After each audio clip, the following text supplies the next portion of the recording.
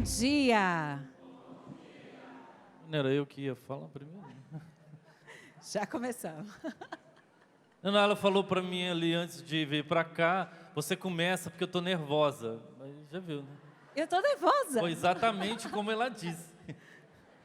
Aqui quando a gente estava cantando a outra música, né? Não sei o que do Espírito Santo. Batizados no Espírito Santo, eu estava observando os homens, né? Alguns bem assim, eu quero ser batizado no Espírito Santo. E outros que eu me identifiquei muito mais, estavam assim, e alguns até sentados, né? Mas o Espírito Santo vem, não importa o jeito que você esteja. Os mais tímidos vão fazer assim, vem Espírito Santo, né? E os mais, vem Espírito Santo, mas é o mesmo Espírito que vem. Então fique tranquilo que ele virá. Bom dia a você que se encontra aqui, bom dia a você em casa, acompanhando pelo Sistema Canção Nova de Comunicação. Nós somos Ivana e Valdir, casados há 26 anos, somos membros da comunidade Canção Nova. Quando o Rubens falou que ele tinha 30 anos, a gente foi fazendo as contas também. Falei, nós também. A gente vive dando a informação errada, 29, 30, nunca acerta, né? Porque entramos juntos. Nós estamos vivendo o 30º ano. De comunidade Canção Nova. Somos casados há 26, como eu disse, pai de 3 filhos, e somos missionários da comunidade Canção Nova. Bom, você viveu esses dias, eu não sei se você está aqui desde quinta-feira, recebeu muito conteúdo, rezou bastante, mas eu queria levar você a fazer uma reflexão sobre a sua vida. O que você vai fazer a partir de agora, mas remetendo você a uma realidade um pouco dramática, para ajudar você a pensar mais rápido. Sabe aquela história de atleta que entra no gelo para o corpo reagir e curar mais rápido? Então vamos botar no gelo para você ter uma resposta mais impactante sobre a sua vida. Imagina só, você está tranquilo, vivendo sua rotina, quando recebe uma notícia, que essa notícia ninguém quer ouvir. Você foi ao médico, né? Exame de rotina. Essa notícia é: seu tempo está acabando, restam poucos dias na sua vida. Essa é uma notícia que pode cair como uma bomba na nossa vida, que dá aquele frio na barriga só de pensar. Vamos dramatizar um pouco menos? Vamos dar algumas semanas, talvez 2, 3 meses. Dias é muito pouco. Para você pensar com um pouco mais de tempo, né? Uns 3 meses, vai. Dá para fazer mais coisas. Imagina você chegar para o seu esposo, para a sua esposa, e dizer para ela: amor, senta aqui comigo porque eu quero te falar algo sério. E o outro dizer: o que foi, meu bem? Tá tudo bem? Talvez seja como lá em casa. Eu não sei como é na sua casa. Como é que você chama a sua esposa quando está tudo bem? Amor? Amor, docinho, tchutchuca, sei lá como é que você chama. Chupetinha, belezinha. Bebê, neném, sei lá.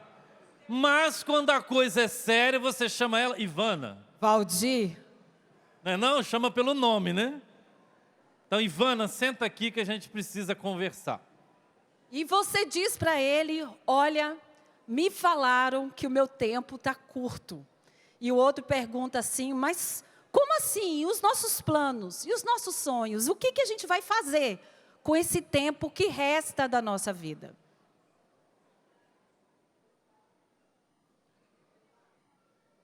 Alguns poderiam querer fazer tudo que não fez de uma vez só, né? Então eu vou reunir a família, eu vou pedir perdão para todo mundo, eu vou visitar quem tem dinheiro, aquele lugar que você sempre quis e nunca conseguiu, vai escrever um livro, plantar uma árvore e até fazer um filho nesses 3 meses, que é para fazer tudo que não tinha feito até aqui. Talvez a gente comece a fazer mais atenção às pequenas coisas do dia a dia. Aquele abraço que a gente deixou de dar, aquele afeto, aquela palavra carinhosa, aquela conversa, aquele cafezinho tão prometido que a gente diz que vai colocar ele para outra hora, outro momento. Encontrar a pessoa, se dá tempo para viver esse tempo que muitas vezes está curto. Vou pedir perdão para um monte de gente que eu fico esperando um momento acontecer para eu chegar e pedir perdão. Vou dar perdão. Vou mudar de vida. Essa história, meus irmãos, aconteceu. E ela está escrita na Bíblia. Se você puder pegar conosco, pegue em Isaías capítulo 38. É a história de Ezequias, que vivia uma doença incurável. E o profeta Isaías foi até a casa dele, porque ele tinha um WhatsApp de Deus para Ezequias. Ele falou assim: olha, Ezequias, eu tenho algo para te dizer. Isaías disse então para ele: põe em ordem a tua casa, porque vais morrer e não escapará. Pensa você escutando isso. Põe em ordem a tua casa, porque pouco tempo resta, porque não escaparás. Ezequias escuta isso, e o que ele faz? A palavra de Deus vai dizer que ele se vira, se volta para a parede, e esse gesto para o judeu é o próprio de lamentação, tanto que o muro das lamentações está erguido até hoje lá, porque o judeu, quando se lamenta, ele se volta para a parede, e ali ele vai chorar, ele vai se lamentar, ele vai se desculpar da sua vida. E Ezequias então reza: Senhor, não te esqueças de que sempre andei na tua presença com toda a fidelidade de coração limpo. Sempre busquei fazer o que era bom aos teus olhos. E Ezequias chorou compulsivamente. E aí Isaías volta e diz para ele: Ezequias, Deus diz: ouvi tua oração, vi tuas lágrimas, vou aumentar 15 anos da duração da tua vida. Esse tema, volta, põe em ordem a tua casa porque vais morrer, é o tema que todos os casais da comunidade Canção Nova estão vivendo neste ano. Por graça de Deus, hoje eu sou responsável por todos os casais da comunidade Canção Nova. E esse é o tema do ano: põe em ordem a tua casa. E o que nós queremos dizer para vocês ao final desse retiro, desse acampamento: põe em ordem a tua casa porque vais morrer. Será hoje? Espero que não, e nem no retiro, vai dar muito tumulto, o bombeiro já está preparado para isso, constantemente morrem pessoas aqui. Pelo amor de Deus. Estou mentindo? Brincadeira, não, brincadeira. Morreu no último acampamento, morreu. Calma. Ué, gente, se Deus escolheu para a pessoa vir aqui, morrer aqui, eu posso fazer alguma coisa? Não posso. Mas é melhor que aconteça quando você chegar em casa. Porque é mais fácil, está mais perto da família, vai gastar menos. Tudo isso fica melhor arranjado se não for aqui. Mas às vezes acontece. E a gente não pode fazer nada, faz de tudo para salvar. Mas às vezes a pessoa entrou no rincão, pisou lá, rezou um pouquinho e morreu. Vai fazer o quê? Morreu num lugar que é terra de Santa Cruz, Território eucarístico, deve ter chegado no céu felizinho da vida. Morri na Canção Nova. Mas eu espero que isso não aconteça com você. Deixa para quando você vir para o retiro dos idosos, de 90 anos, e aí você morre em paz, já querendo ir mesmo. Mas põe a tua vida em ordem.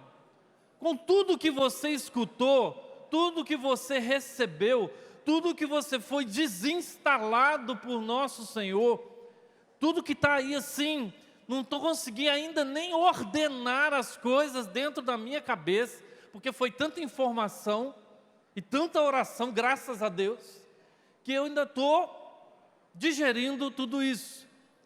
Mas é para chegar em casa e começar a pensar num projeto de vida, né?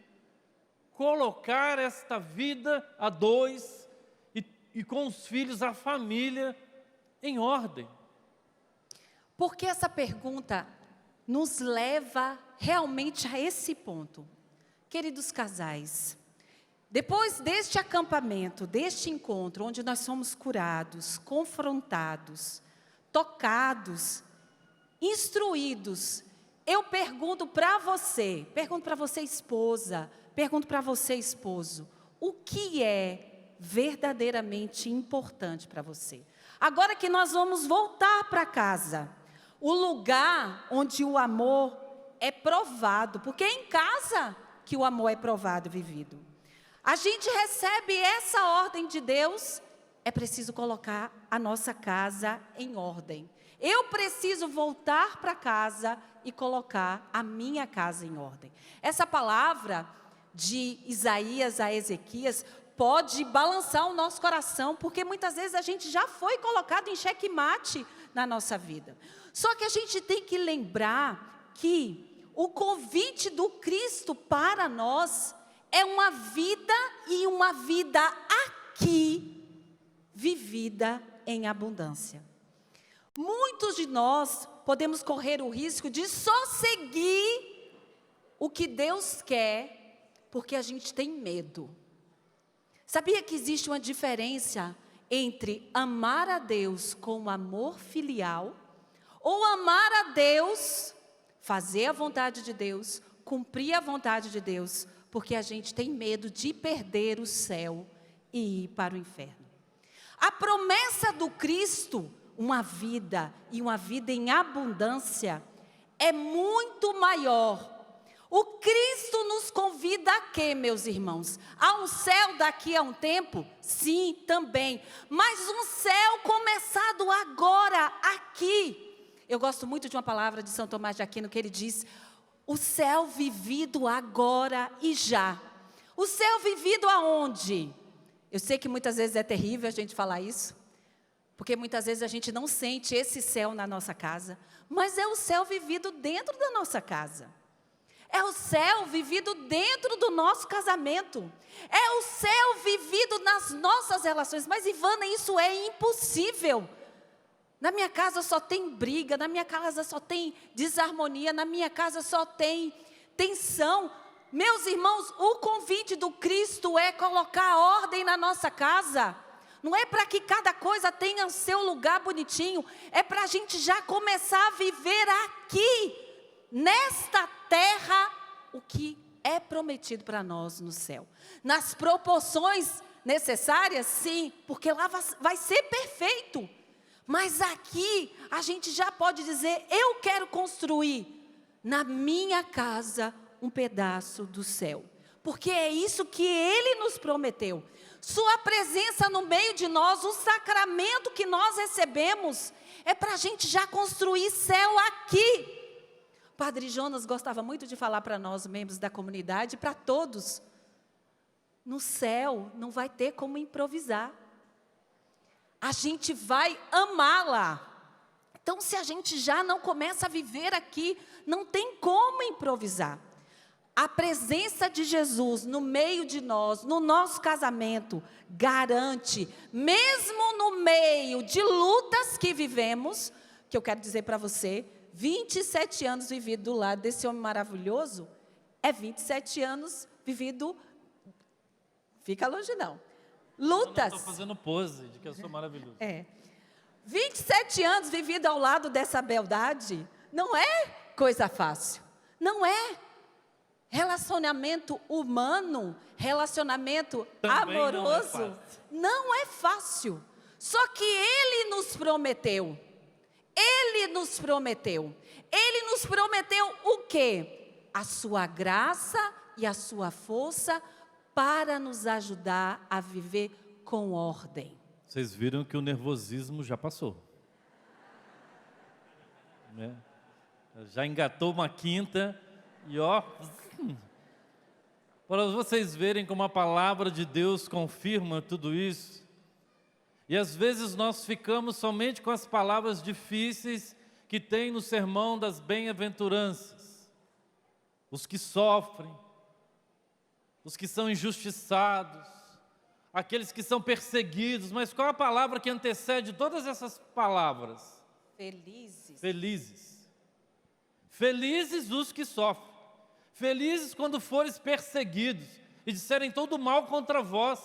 Então, a nossa vida nesta terra é chamada a ser uma vida de pessoas felizes, mesmo diante dos sofrimentos. Agora, tirando o terrorismo da morte iminente, mas que é uma verdade, ela pode acontecer a qualquer momento, o Senhor quer que nós vivamos de uma forma feliz essa vida que passa, que pode passar rápido e que pode demorar nesta terra, já vivendo um pouco, é um pouquinho, mas é um pouco de céu aqui. Porque o Senhor não quis que essa vida fosse um mar de lágrimas o tempo todo. As bem-aventuranças, felizes sois vós. É possível encontrar felicidade em todas as situações, mesmo as mais difíceis. Mesmo diante da perda de alguém, mesmo diante de um sofrimento terrível, de uma traição. Por quê? Porque nós temos algo que nos garante isso, nós temos Deus. E Deus na nossa vida faz toda a diferença do como nós somos chamados a viver cada situação. E isso, meus irmãos, a gente precisa começar a colocar na nossa vida aquilo que, recordando de novo, o nosso pai fundador, o Padre Jonas Abib, ele nos ensinou, deixar o sistema do mundo, deixar o jeito desse mundo viver, deixar a ordem do mundo para procurar viver o sistema de Deus. Nós casados, esposo, esposa, precisamos viver na nossa casa o sistema de Deus. Por isso a gente pode se perguntar, Ivana, como eu posso viver esse sistema? Como eu posso viver o céu no meu casamento, na minha família? E isso, meus irmãos, eu quero dizer para você, a gente não precisa receber uma notícia igual a essa de Ezequias, põe em ordem a tua casa porque vais morrer, mas sobretudo põe em ordem a tua casa porque nela eu quero viver. Assim como um dia, aqui Mateus, o coletor de imposto, escutou a voz de Jesus que disse para ele, hoje eu quero ir na tua casa. E esse mesmo Mateus que roubava, que era coletor de impostos, que não era fiel ao seu povo, que não era fiel à sua família, à sua origem, esse homem corrupto, que era colocado de lado dentro da sociedade judaica, escutou a voz de Jesus, eu quero entrar na tua casa. Eu quero entrar na tua casa, Mateus, para colocar ela em ordem, para dizer para você que mesmo se você está tão longe, eu posso colocar as coisas no lugar. E a entrada do Cristo na casa de Mateus foi tão profunda, que o que foi que Mateus falou? Que ele ia devolver. E ainda ia dar mais se ele tivesse tirado vantagem daquilo. Entende o que o Cristo faz? Ele faz a gente sair de fato do sistema do mundo. Qual é o sistema do mundo? O que Mateus vivia? Corrupção. O que Mateus fez? Ele disse não à sua herança judaica. Ele se ligou aos romanos. Ele roubava, meus irmãos. Ele roubava. Ele tinha uma vida de luxo, enquanto os judeus sofriam a opressão romana. E Jesus vai na casa dele. Jesus vai àqueles que são pecadores. Jesus não foi na casa dos fariseus. Jesus foi na casa de Mateus, pecador público, para dizer, eu quero colocar a tua casa em ordem, mas tem que sair do sistema do mundo. Tem que sair do sistema do mundo. O sistema do mundo hoje para nós é o quê? É o mundo em nossas mãos. É o tempo hoje que a gente gasta com celular e não gasta um com o outro. Sistema do mundo é o que para nós, muitas vezes, ter vantagem em tudo. Sistema do mundo é, muitas vezes, a gente cuidar de tudo e não cuidar do nosso matrimônio, do nosso casamento, cuidar do outro. O que é o sistema do mundo? É muitas vezes a gente viver só de aparência e não viver da verdade. Sistema do mundo é não viver amor concreto. Esses dias eu falava para minhas crianças, estava estudando algo, e li uma coisa muito interessante. O que é a fase adulta? Eu explicava para elas, né? Sobretudo para o meu adolescente que quer namorar, por que a gente precisa ter uma idade para namorar. E o autor do livro dizia, é próprio da idade adulta e da gente dizer que uma pessoa é adulta pela capacidade dela de amar. Obrigado. Qual é o seu nome? Fale bem alto. Eu não entendi direito. Qual é o seu nome? Qual é o nome da sua família? Aqui é a família Costa. Tem gente que não sabe. Qual é o nome da sua família? O Senhor quer entrar na sua casa. Convido você a fechar os olhos um pouquinho. Pega aí na mão do seu marido, da sua esposa. Se ele não está aqui, pensa nele, pensa nela. O Senhor quer entrar na sua casa, como entrou na casa de Zaqueu. Você quer que ele entre?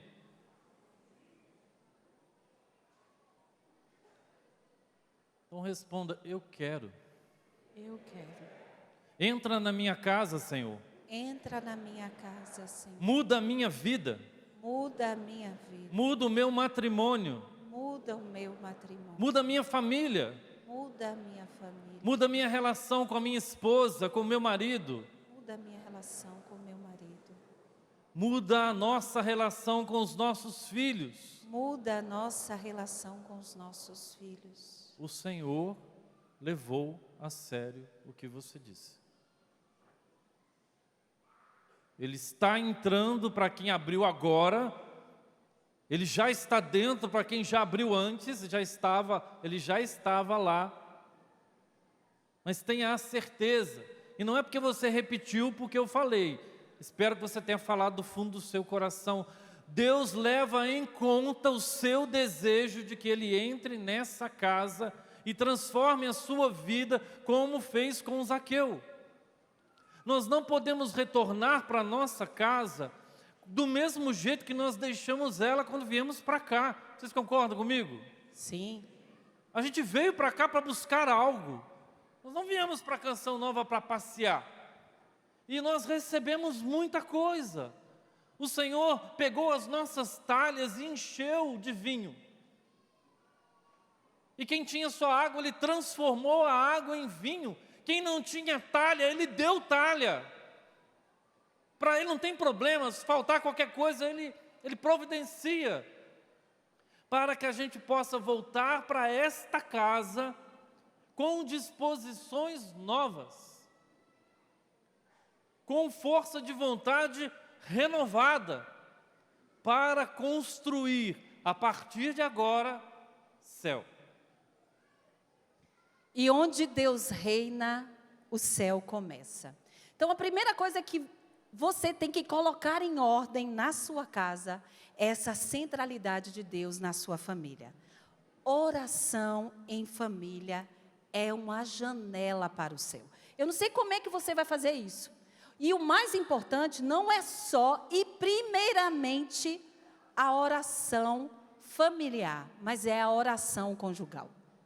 E a oração, a maior oração conjugal, e é essa que Deus quer que saia das nossas bocas. Não é aquele momento que você marca o horário assim, vou marcar com o Valdir todo dia, 20 horas. Chuva, canivete, chuva, o que for, ele tem que estar no meu lado 20 horas para a gente rezar o texto, não sei o quê. Não, ele tem que acordar 4 horas da manhã para rezar comigo, nós dois. Não. A primeira oração, essa que gera incenso e odor agradável a Deus na vida familiar. E aqui, meus irmãos, ela é mais verdadeira do que a oração somente verbal. é a oração do amor concreto no dia a dia. A oração do casal é o amor concreto no dia a dia. Quando um acorda com o outro, e aqui acordar não de acordar, mas a gente fazer aquele acordo, aquele acordinho, de cuidar um do outro, cuidar juntos da casa, cuidar juntos do filho. Aquela oração que é qual? Quando a gente chega do trabalho, não fica só no peso de um ou de outro, a arrumação da casa, o cuidado com os filhos, a preparação do jantar. É essa oração que agrada a Deus. Quando a gente faz essa oração, que é a oração da vida conjugal, que é o trabalho assíduo, responsável, que é a oferta da vida, quando a gente dá luz e cria os filhos, é a oferta na nossa vida concreta no dia a dia. É lá que Deus olha para a gente e diz, está rezando direitinho. E aí a gente pode sim e deve rezar juntos. E aí vocês combinam. Lá em casa, muito fácil, rola o terço. As crianças vêm, a gente reza. A gente tem um ritmo próprio de oração dentro da comunidade. A gente tenta participar desses momentos, construir eles juntos, mas é importante. Por quê? Porque a centralidade de Deus é a janela para o céu. Não é tão fácil assim, né? Uma quer desenhar enquanto reza.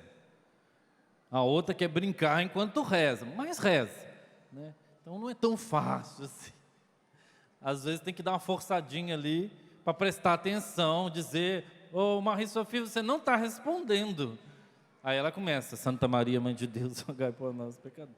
Mas a gente está ali, né, trabalhando incessantemente para que saia da obrigação para virar gosto. Então, de fato, saindo desse acampamento, você coloque a missa dominical como um momento importante da sua vida familiar.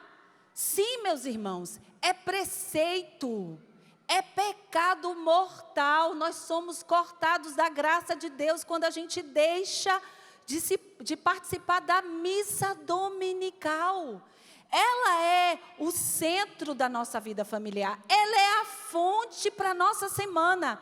Uma vez meu pai colocou um adesivo na porta de casa. Domingo, semana sem missa, sem graça. Sem a graça. Era alguma coisa assim.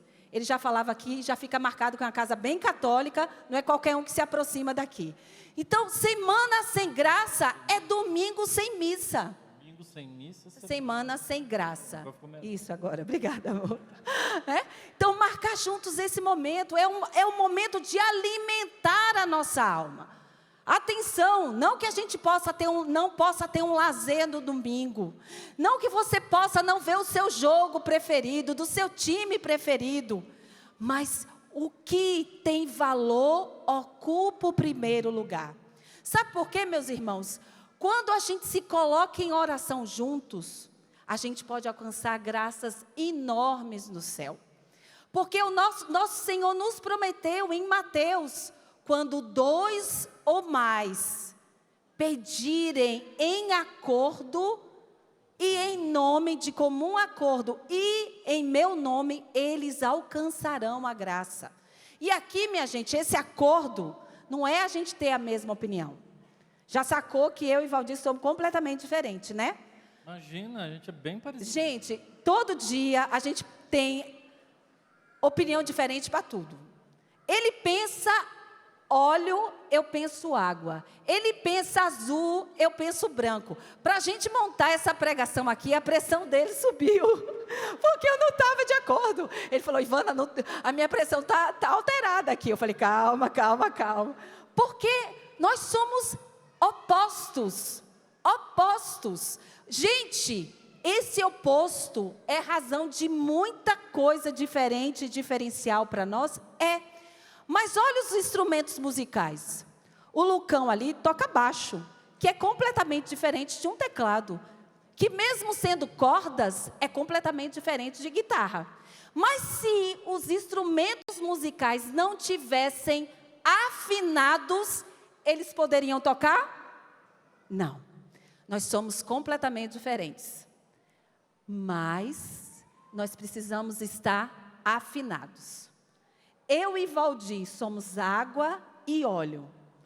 A gente se mistura, graças a Deus. A graça faz isso. Mas afinados. Isso não quer dizer que a gente tem que ser fusão. Nossa, um casal em Cristo é aquele casal que pensa igual. É a mesma tonalidade, a mesma cor. Não! Completamente diferentes, mas afinados. E quem faz isso em nós é a graça de Deus. Então não é aquele, tá bom, então eu vou concordar com você só para Deus atender a oração. Então tá bom. Vamos rezar para ver o que a gente vai comprar. Eu quero comprar um carro novo. Está muito difícil, mas só para dar um exemplo. E ela quer comprar um fogão novo. E mulher persuasiva, né, senhores? Né? Elas conseguem o que querem. Elas têm todos os argumentos possíveis, imagináveis, desde não fazer mais a comida que você gosta, ou de repente sentar assim e aí acabou, né? Não tem mais nada, né? Acabou tudo. E aí você vai fazer o que ela quer, com certeza, porque você tem outras intenções também junto desse relacionamento, e aí você vai entrar de acordo. Não é. É ter um coração unido junto com o outro, que vão olhar na mesma direção. E muitas vezes, para isso, implica numa renúncia dos dois lados. Os dois precisam deixar algo para poder orar de comum acordo. Vamos acelerar, que senão a gente não termina. Não. E esse comum acordo, sem dúvida, é a vivência do amor. Vocês escutaram agora pela manhã o perdão. Gente, perdão na vida de casal é um modo de viver, não é verdade? É um modo, se a gente não escolher ligar essa tomada, eu vivo modo perdão. O outro já acorda com a cara diferente, eu já fico chateado. Então, é viver em modo perdão. Perdoar e perdoar e perdoar. E se dói, perdoa. Perdoa de novo. Cansou, perdoa mais um pouco. Desistiu, perdoa mais uma vez.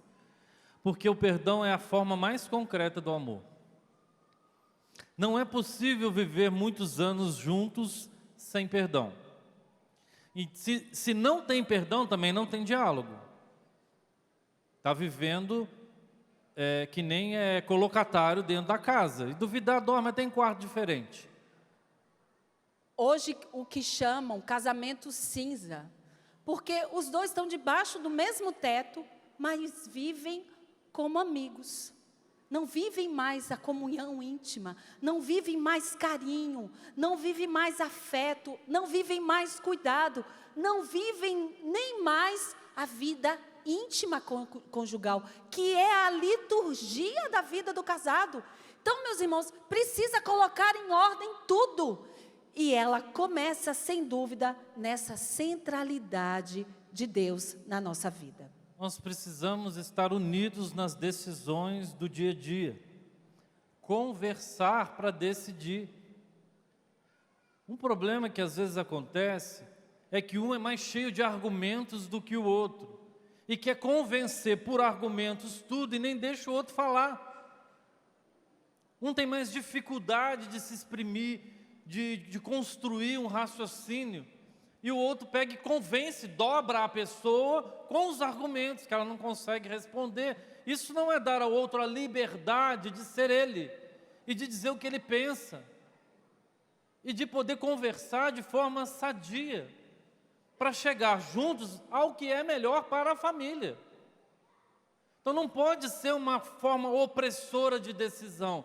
A gente precisa decidir junto. Por quê? Porque também estamos decidindo, se acontece algum problema no decorrer daquilo que a gente está fazendo, a gente abraça o problema junto.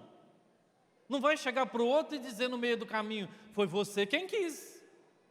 Isso não é decidir junto. Jogar na cara do outro que, eu concordei porque você insistiu demais, mas eu sabia que ia dar errado. Então isso não vai ajudar uma família a colocar a casa em ordem. Decidir juntos e isso diz de confiança. O Valdir falava dos argumentos. O homem é muito mais prático e muito mais argumentativo. Tem horas que eu tenho vontade de pegar ele, embolar e jogar, porque ele é cheio de argumento. E o gênio feminino é muito mais intuitivo. Não é verdade? Tem horas que eu digo assim, Valdir, tem alguma coisa errada aí. Quando uma das crianças chega assim, cheia de argumento para conversar com o pai, eu olho e vejo a alma. Eu só faço uma carinha assim para o Valdir. E ele tem que confiar em mim, mesmo muitas vezes sem entender. E olha que muitas vezes esse instinto já foi muitas vezes certo, outros não. Mas quantas vezes o instinto materno, o instinto feminino fala? Então esse discutir juntos, conversar juntos, fala de confiança que eu tenho que ter no outro. Divisão justa das responsabilidades da casa, a organização do tempo. Todos nós trabalhamos muito, quem sai e quem fica. Não sei se todos aí, os dois trabalham, mas quem ficou em casa cuidando dos filhos é trabalho também, senhores. Que normalmente, nesse caso, o marido que sai e a mulher que fica. É trabalho. Chegar em casa e dizer, eu trabalhei o dia inteiro enquanto você ficou aqui só cuidando de criança. Bom, senhora, saia no sábado e deixe as crianças com ele o dia inteiro. Para ver se ele surta ou não. Porque tem gente, tem marido que não consegue ficar o dia inteiro cuidando de 3 crianças. Na primeira hora ele já vai ligar para ela desesperado, o que eu faço? Eles estão brigando. Porque não está acostumado, aí vai ver, nossa, agora eu entendo que você trabalha muito. Vai fazer tarefa com criança, homem normalmente não tem muita paciência para isso. Né? Então assim, os dois, então tem que dividir as tarefas, a tarefa sua lá, pôr o lixo para fora, não esquece do lixo não, põe ele para fora. Ontem a gente fez uma faxinão em casa, né? A gente foi visitar a minha mãe, em Barbacena, Minas Gerais, saudação aos barbacenenses que estão aí. Os mineiros. Os mineiros. Quem é mineiro aqui? Levante a mão. Aí, invasão total. Está igual na Europa, os mineiros invadindo Cachoeira Paulista. Nós vamos conquistar o mundo, eu tenho certeza disso. Nós moramos na Europa durante 13 anos, e para todo lugar que eu fui, encontrei mineiro. Então, eu falei, nós vamos conquistar o mundo antes dos islâmicos. Eu não sei onde eu estava, me perdi. Divisão do tempo. Cuidado com a comunicação. Ainda bem que está escrito aqui. Faxina, limpeza da casa, trocar lixo, lavar banheiro. Faz junto. Faz junto não, faz os dois, né? Que fazer junto. Às vezes a Ivana gosta muito que tudo faça junto. Ai, amor, fica aqui comigo enquanto eu estou cozinhando. E eu pensando assim, meu Deus, eu podia estar fazendo outra coisa. Mas ela quer a minha presença. O meu jeito de me sentir amada é qualidade de tempo. Então eu preciso que ele esteja junto. Mesmo se ele esteja ali olhando para mim, a gente está conversando, ele está me amando porque ele está junto. Né? Por isso é importante a gente entender que o que o outro sente de fato, quando é amado, né? Então, para mim, é a qualidade de tempo. Cuidado com a comunicação. E o tempo está indo. O tempo está indo. Escutar com atenção, evitar ironias, gritos. A gente não pode ir para uma conversa. Ai, que bom, está bem mais do que eu imaginava. A gente não pode entrar para uma conversa já pensando em que eu vou responder. Isso não é uma maneira de escutar. Quando eu vou escutar alguém, a gente fez uma vez um curso sobre escuta, eu preciso deixar a pessoa me levar aonde ela quer, com o que ela está falando. Não deduzir o que eu acho que ela quer falar. Então eu tenho que deixar a pessoa falar. E se eu não entendi alguma coisa, ou ficou meio assim, né, que às vezes fala uma coisa, a gente já fica bem assim, agitado, né, querendo responder logo. Você está querendo dizer isso? Porque eu estou entendendo isso. Não, não é isso que eu quero dizer. Eu quero dizer outra coisa. Porque, como diz o Pequeno Príncipe, né, a linguagem é uma fonte de maus entendidos. A gente fala uma coisa, o outro entende outra. É ou não é verdade? Eu sempre falo em encontro de casais, E vale falar aqui de novo que a gente escuta a voz do anjo da guarda. Já teve aquele momento mais quente, assim, sabe, que a temperatura elevou-se perto da temperatura de um vulcão entrando em erupção? Aqueles momentos bem simples que acontecem na vida do dia a dia. E que o anjo diz para você, não fala. Já ouviu essa vozinha? Quem já ouviu, levanta a mão. Aí, todo mundo escutou antes agora. E aí você falou. E foi igualzinho aquela bola de fogo. E você tentando pegar ela no ar. Já era, amigo. Bateu lá, incendiou o outro, na hora. E aí o negócio pegou fogo. E cada um fala mais alto do que o outro, porque aí já era. Então, escute a voz do seu anjo da guarda quando for conversar com ela. E escute. Com empatia. O que é empatia? A gente se colocar no lugar do outro. Não simplesmente numa posição de defesa, mas de compreensão. O que acontece com essa alma aqui, quando ela fala daquele jeito? Ela está querendo exprimir algo, às vezes é um medo, às vezes é uma insegurança, que sai de forma de nervosismo, né, de uma reação mais ríspida, mas tem algo por trás. E se eu não tentar entender, eu vou pegar só aquela reação e agir em função dela. Então a conversa, o diálogo é muito importante. Escutar, querendo escutar, não já preparando as respostas que vão vir depois. Eu não sei se você está percebendo, a gente já tocou em 2 pontos importantes daquilo que a gente precisa colocar em ordem. Só 2? Só 2. Primeiro, a vivência espiritual. Agora a gente está falando de coisas práticas, da humanidade da nossa vida. Uma humanidade não trabalhada, meus irmãos, pode colocar em risco o nosso casamento. Se a gente não trabalha esse quesito humano entre nós, porque o risco muitas vezes é a gente só pensar que a gente só precisa ser espiritual e isso vai consertar tudo, isso vai dar jeito em tudo.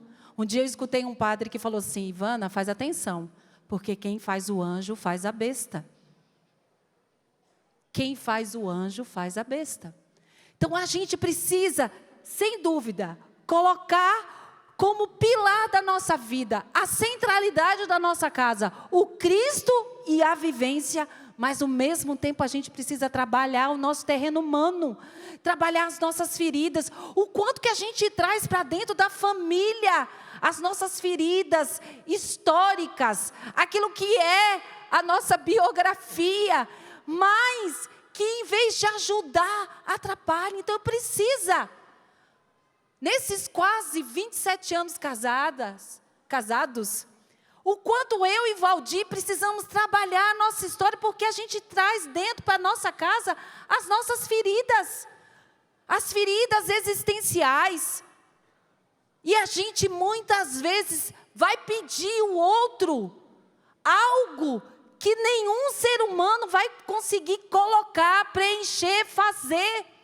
A gente traz as nossas culpas, as nossas marcas, os nossos traumas. Por isso que a gente precisa trabalhar a nossa humanidade. Por quê? Porque vida humana é vida de humanidade, meus irmãos. Vida de casal são 2 pessoas humanas que Deus derrama a sua graça, que se escolheram. Eu escolhi o Valdir. Eu escolhi. Eu já falei várias vezes, eu detesto esse negócio, foi Deus que separou para mim o Valdir. Não, porque na hora que der errado, eu posso apontar o dedo para Deus, foi o homem que você me deu. Igual Adão fez com Eva, foi a mulher que tu me destes. Não, eu escolhi. Eu podia ter escolhido outro, sim, mas eu escolhi esse homem.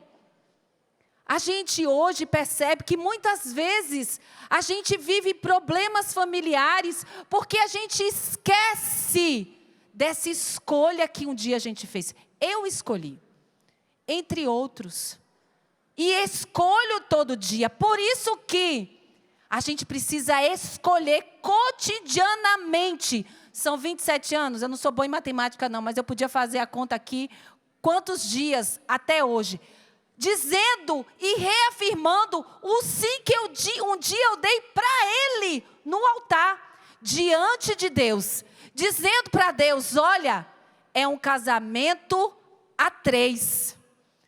Eu, o Valdir e você. Então a gente tem que entender que quando a gente escolhe casa, e preste atenção, não é mais eu e nem só o Valdir. É nós. E muitas vezes a gente vive na nossa casa problemas, porque a gente continua, mesmo com 30, 40, 45 anos de casado, querendo viver vida de solteiro, minha gente. A gente continua querendo ter uma vida de solteiro e de solteira. Muitas vezes, mulheres, a gente se casou e muitas vezes quer viver dentro de casa, brincando de boneca ou de casinha. E a gente esquece que a vida que a gente é chamada a viver dentro de casa é uma vida de doação de vida. Por isso que o amor não é sentimento. Aquele sentimento gostoso que eu sentia pelo Valdir quando eu conheci, os primeiros meses, os primeiros anos de vida de casado, eles acabam e acabam logo, não é verdade? É. O que sustenta é amor. E o que é amor? Amor não é aquele sentimento. Amor é querer bem ao outro. É entender que quando eu assumir diante do altar, diante de Deus, eu deixo de ser solteira para ser casada. E eu tenho que parar de brincar de casinha, de fazer comida, para ser a esposa dele. E ele tem que parar de brincar de solteiro, de videogame, e de sua vida, muitas vezes paralela, para entender que ele é casado com uma mulher, que ele tem filhos, que ele tem responsabilidades. A vida a 2 é uma vida de humanidade que precisa ser ajustada, cheia de imperfeições, sim, mas é nesse lugar que Deus quis habitar e morar. Gestão financeira equilibrada, educação dos filhos. Como a gente falou do diálogo, conversem para viver uma vida financeira equilibrada. Não haja por impulso. E estejam de acordo com as decisões daquilo que é necessário. Planejem as coisas. Gente, o estar em acordo é muito importante dentro da vida do casal. E com os filhos, então, as despesas aumentam, né? Meu Deus, quando meu filho mais velho tem 15 anos, está com fome, parece 5 pessoas com fome. É um apetite assim. Se você junta um dinheirinho para fazer um lanche fora, não dá um lanche só para ele. Então é melhor fazer em casa, porque um só não dá. Comida aquilo a gente não vai mais, porque não adianta, com ele não dá. Eu quase que expulsar ele da comida aquilo, sai. Então tem que ser equilibrada a gestão financeira. Educação dos filhos, gente, que é algo importantíssimo. Eu fui educado de um jeito, a Ivana foi educada de outro, completamente diferente do que eu fui. Eu tive uma mãe devotada, que ficava o tempo todo assim, né, super protetora. A mãe da Ivana já trabalhava o dia inteiro, não tinha tempo nem para dar atenção direito para os filhos. Ou seja, nós trazemos isso depois para a nossa casa. Então a gente precisa conversar e criar um modelo novo. Alguns aqui já têm filhos grandes, né? Não vai dar mais para resolver isso aí dessa maneira. Mas a gente tem que estar de acordo na forma de educar. Eu não posso deixar ver com a sua mãe, do jeito que ela decidir, tá bom, e pronto. Eu me responsabilizo por aquilo. Eu faço parte daquela decisão. E faça parte da vida do seu filho. Porque passa muito rápido. Está com 15 anos, esse ano faz 16, daqui a 2 anos tem 18, minha gente. E pode estar saindo de casa para fazer uma faculdade. Eu saí da casa dos meus pais com 16 anos. E não voltei mais. Fui para a escola militar e dali, ó, tchau, tchau. Então é muito rápido, daqui a pouco eles estão indo embora. E qual qualidade de tempo você dedicou de estar com eles? De fazer com que eles se sintam verdadeiramente importantes, de que eles têm valor para você, de entrar na vida deles, para que depois que eles forem adultos e tomarem as suas próprias decisões, eles tenham você como alguém que ele pode sempre recorrer e dizer: pai, mãe, eu estou precisando de um conselho. Que não seja aquele filho que saiu de casa e não quer mais saber de você, porque você nunca quis saber dele. Ele vai retribuir. Com a mesma medida que medirdes, sereis também vós medidos. Portanto, gaste tempo com o seu filho. Um tempo de valor, um tempo concreto, um tempo em que ele vai se lembrar de você. Um tempo que... Outro dia eu falei na formação dos casais aqui da comunidade, queira que no dia do seu enterro esteja cheio de gente. Porque seria muito triste não ter ninguém lá, nem sua família. Porque você foi um chato, uma chata, que infernizou a vida de todo mundo, ninguém quer saber de você, nem no dia da sua morte. Então construa algo de lindo com os seus filhos, numa educação que é baseada onde? No amor, minha gente. Vamos para outra parte aqui. Intimidade emocional e física com respeito. Você gosta desse negócio? Que pode falar que você é chegado nisso?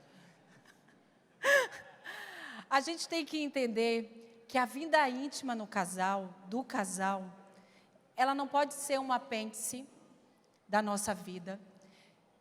Ela é um presente dado por Deus. O prazer da união conjugal íntima é um bem para o casal. Tanto que o primeiro bem da unidade, da união física, é a unidade do casal.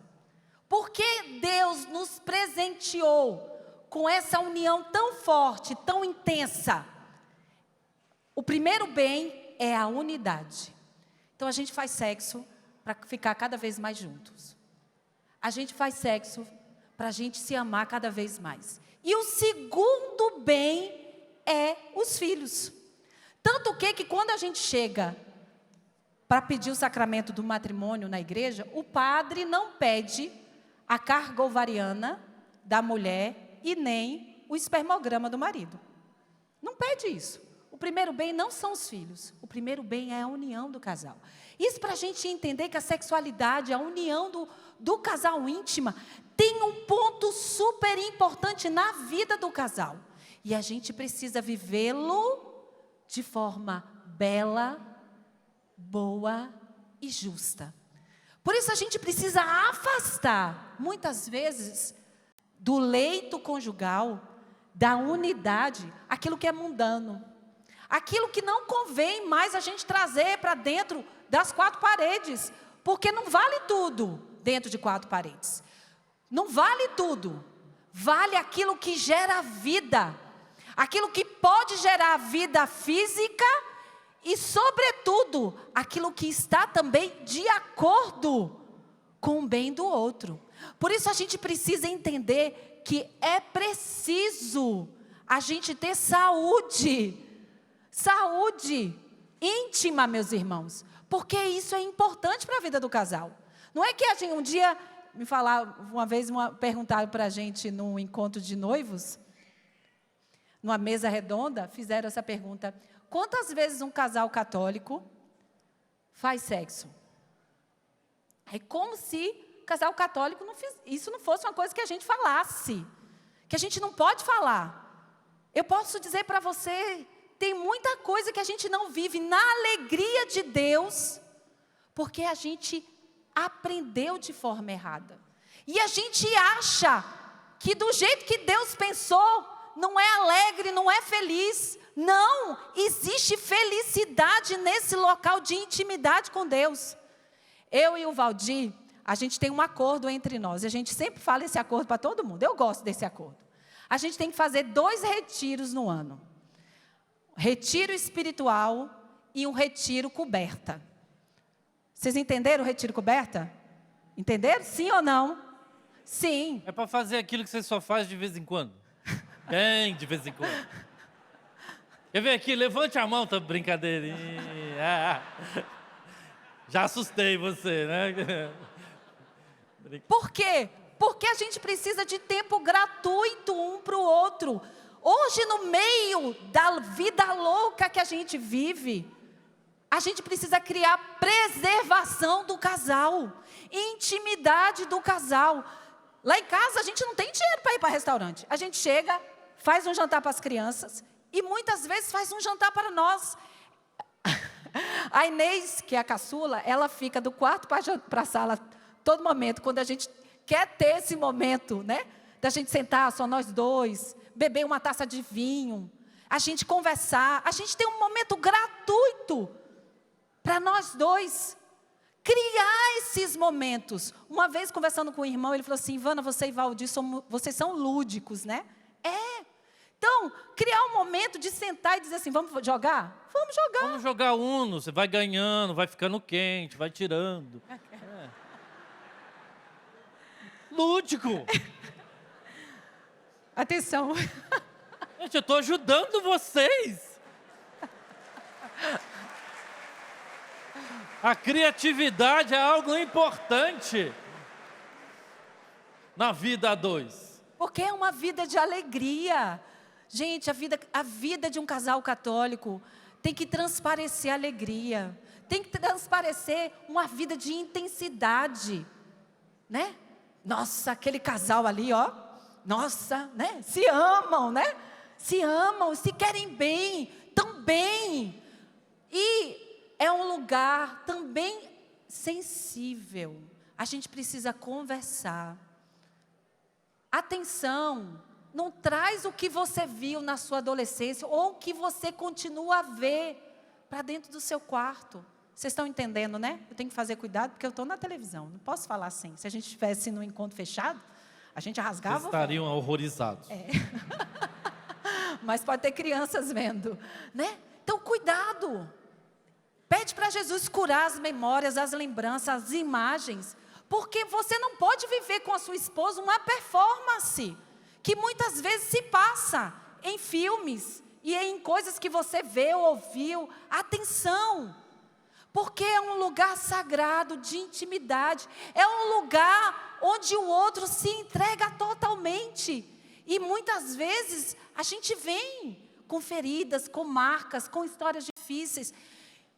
Eu acredito muito, o prelúdio para a união íntima sempre é muita conversa, muito cuidado, muito carinho, muita delicadeza, porque é um lugar de fragilidade, é um lugar de potência, de força do casal, mas é um lugar frágil, onde a gente precisa entrar no outro com muita delicadeza, né? Sobretudo, senhores, é um lugar de fragilidade feminina, né? Porque é próprio do homem a força e da mulher o acolhimento. Então, por isso precisa vivê-lo no diálogo. Por quê? Porque é um lugar onde o outro pode se sentir extremamente usado. É um lugar onde a gente pode usar do outro, onde a gente pode usar para fazer as loucuras fantasiosas e imaginativas, e a gente esquece que a gente pode ferir nesse lugar a pessoa que a gente diz que a gente mais ama. Cuidado, homens, para que você não resolva a sua parte, vira para o lado e durma, e ela está chorando. Né? Porque ficou a ver navios. Né? E está lá rezando: até quando, Senhor? Foi os 5 minutos mais rápidos que eu vi passar na minha vida. Então, meus irmãos, para a gente viver essa ordem, quem faz ela é a ação do Espírito Santo. Lá em Gênesis, o Espírito pairava sobre o caos. Pode ser que você chegou nesse acampamento, aqui nesse final de semana, com a sua vida matrimonial assim, em caos, em desordem. Talvez de fato você veio nessa última chance que vocês davam a vocês. Vamos dar essa última chance a nós dois. Mas eu quero dizer para você, tem esperança. E quem faz essa obra de transformação por dentro, porque não é uma transformação por fora, não é um verniz ou uma pintura que a gente passa por fora. Não, é uma transformação que começa por dentro. É a transformação da mulher velha para uma mulher nova, era a transformação do homem novo, do homem velho para o homem novo. É a transformação de um casal, que muitas vezes são os dois, que estão numa barca furada, entraram numa situação de perigo, colocando a vida familiar em perigo. E o Senhor diz: eu posso transformar e fazer nova todas as coisas. E isso quem faz é o Espírito, é obra do Espírito.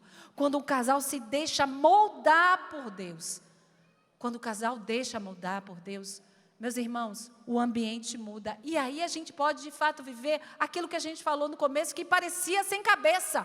O céu pode começar na nossa casa. Ele deve começar na nossa casa. Deus tem esse direito sobre nós. E Ele quer fazer da nossa vida a dois sinal do reino aqui. Para quê? Para que a gente possa, na nossa vivência familiar, já antecipar o céu aqui. Vamos ficar em pé. A palavra que nós começamos foi: põe em ordem a tua casa, porque vais morrer. Quem vai sair daqui decidido a pôr a sua casa em ordem? Levante a mão. Bendito seja Deus. Nós não conseguiremos fazer isso sem o Espírito Santo. O Espírito Santo, Ele é que vem santificar as nossas vidas, transformar os nossos corações. Ele nos leva até Jesus, a esse encontro pessoal com Cristo, que transforma qualquer realidade. Vamos cantar e pedir que esse Espírito venha, ou melhor, que esse Espírito, que essa força que está em nós, seja liberada e haja com poder, transformando a nossa vida, porque nós recebemos o Espírito no batismo, no crisma, no dia do sacramento do matrimônio. Sai de dentro de nós com toda a liberdade para agir, Espírito Santo. É isso que nós queremos. Vida nova, casa ordenada, uma vida de amor sincero e verdadeiro, que contagia quem está perto de nós. Peçamos: vem, Espírito Santo. Espírito Santo, vem sobre nós. Pegue o seu braço bem alto e se decida hoje a estar bem cheio, transbordante do Espírito Santo. Eu me decidi, quero estar bem cheio do Espírito Santo. O meu coração está ansioso pela graça de Deus. O meu coração está ansioso pela graça de Deus. Vou clamar sem cessar. Vou clamar sem cessar, pois eu quero receber o poder transformador de Deus. Ele já nos prometeu. Ele já nos prometeu, quem pedir receberá. Por isso hoje eu não canso de clamar. Vem Espírito Santo, visitar meu coração, me levar para as águas profundas. És o transformador, és o transformador, fonte dos 7 dons, a promessa do Pai para nós. Vem Espírito de amor, vem Espírito de amor. Vem Espírito de amor, vem Espírito de amor. Coloque a sua mão na cabeça da sua esposa. Você, esposa, toca no seu esposo. E juntos, orando no Espírito e clamando dentro de nós, com a nossa mente, com o nosso coração, como o Espírito que ora em nós. Vem, Espírito Santo, vem batizar todos os casais que estão aqui. Vem mergulhá-los nesta graça que transforma vidas, que libera dentro de nós uma verdadeira transformação de vida, de conversão. o desejo pela oração, o desejo de amar livremente, o desejo de perdoar, de colocar a nossa casa em ordem, na tua ordem, Senhor, na ordem do amor. Vem, Espírito Santo, vem sobre nós, vem transformar as nossas vidas, vem transformar a nossa casa, e a partir de nós transforma a vida dos nossos filhos. Tantos aqui com necessidades muito concretas com relação aos seus filhos. Atende, Senhor. Vem, força de Deus. Vem, Espírito Santo. Reze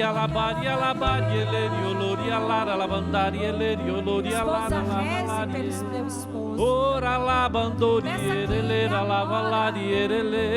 Seja batizado pelo Espírito Santo. Senhor, eu peço pelo meu marido, que ele seja tomado agora pela ação do teu Espírito. Vem, Espírito Santo, como um vento forte, impetuoso, abrindo portas, janelas do interior do meu esposo. Vem, Espírito Santo, levando tudo que é velho e trazendo a novidade de Deus. Vem, Espírito Santo, enchendo de vida a vida do meu esposo. Vem, Espírito Santo, como um fogo, arder o coração do meu esposo. Que ele arda de amor, Jesus, pela tua vontade, pela tua lei. Que esse fogo que vem do céu encha-o, consuma-o. Vem, Espírito Santo. Cantemos. Espírito de amor. Vem, Espírito de amor. Vem, Espírito de amor. Enche-nos mais. Vem, Espírito de amor. Vem, Espírito de amor.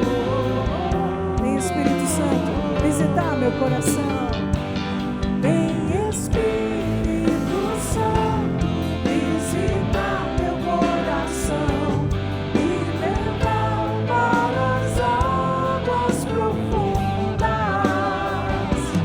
És o Consolador, fonte dos 7 dons, a promessa do Pai para nós. Vem, Espírito Santo, visitar.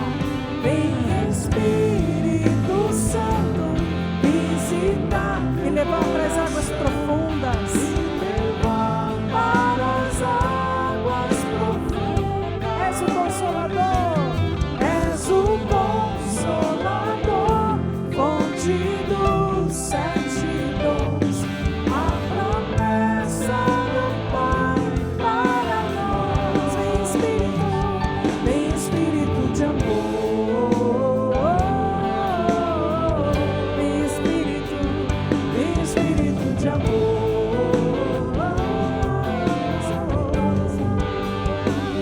Vem, Espírito de amor. Vem, Espírito de amor.